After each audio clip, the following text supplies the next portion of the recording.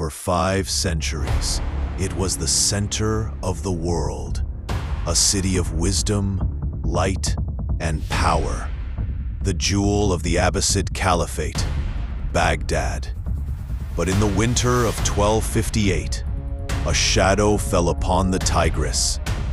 It was not a shadow of doubt, but of Hulagu Khan, grandson of Genghis, commanding a massive, merciless army.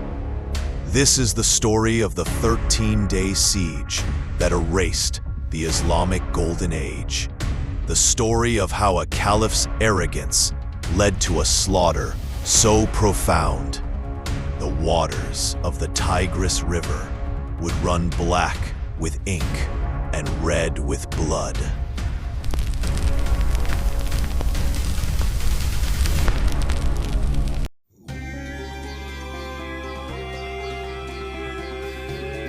Baghdad was founded in the 8th century, and it became the world's intellectual capital, home to the legendary House of Wisdom, Beit al-Hikmah. It was a beacon where scholars translated Greek, Indian, and Persian texts, advancing mathematics, astronomy, and medicine. Yet by the 13th century, the Great Caliphate was weakened by internal strife. The final caliph, al-Mustasim, was a man of luxury, more concerned with his court intrigues and exotic birds than the defense of his empire.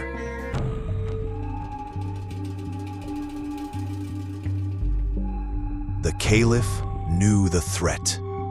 Hulagu Khan was already sweeping westward, having crushed the fearsome Hashashin assassins in their mountain strongholds. Hulagu sent a demand: submit or be destroyed. Caliph al-Mustasim's response was a fatal error in judgment. Swayed by foolish advisors, he sent back a taunting reply, relying on the symbolic power of the caliphate and believing the Mongol army would never dare attack such a revered city. He failed to raise a proper defense, neglecting his army and the city's crumbling fortifications.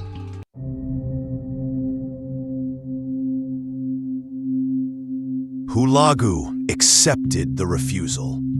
In January 1258, he arrived with a colossal multi-ethnic army, likely over 100,000 strong, equipped with powerful Chinese siege engines and gunpowder.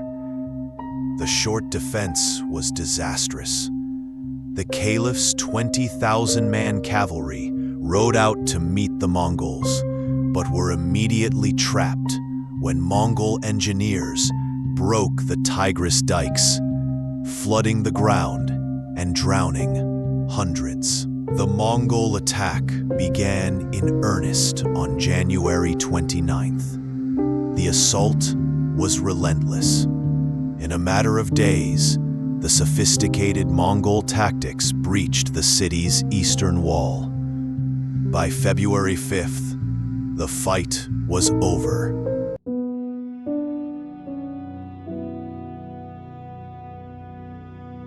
Too late. The desperate caliph tried to negotiate. Hulagu refused to speak to him. On February 10th, Baghdad formally surrendered. 3 days later, the Mongols entered. What followed was a week of unbridled terror, looting, and massacre. The streets of Baghdad, which once housed over 1 million residents, ran red.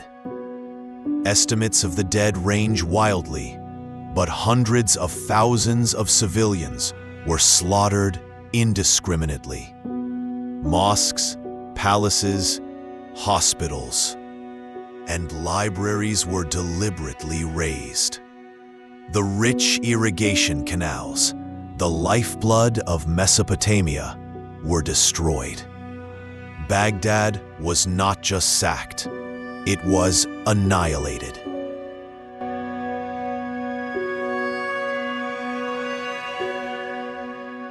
The greatest loss was cultural. The vast contents of the House of Wisdom and other libraries, centuries of irreplaceable scholarship, were either burned or thrown into the Tigris River.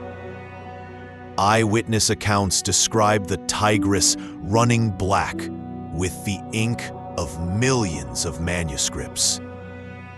The final symbolic act was the execution of Caliph al-Mustasim. Mongol tradition forbade the shedding of royal blood directly onto the ground. So, the last Abbasid Caliph was wrapped in a Persian carpet and trampled to death by Mongol horses. The 500-year Abbasid Caliphate, the central spiritual and political authority of Islam, was ended forever.